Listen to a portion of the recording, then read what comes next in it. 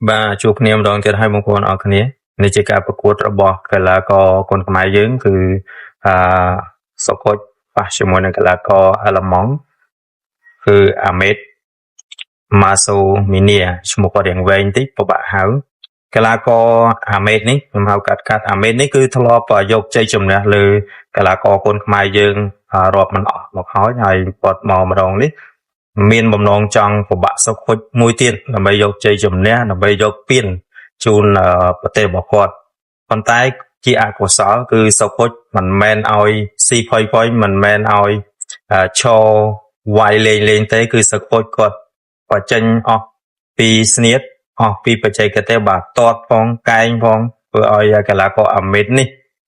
បាក់កម្លាំងហើយចំណុចនេះប្រហែលជាត្រូវដៃធ្ងន់ត្រូវបានអាជ្ញាកណ្ដាលរាប់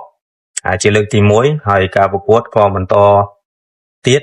សុកុចទាត់ឆ្វេងស្ដាំទៅលើអាមេតបកក្រោយតែមិនចំគោលដៅត្រូវដួលដោយកណ្ដាប់ដៃសុកុចបាទគឺល្អមែនតើសុកុចថ្ងៃនេះ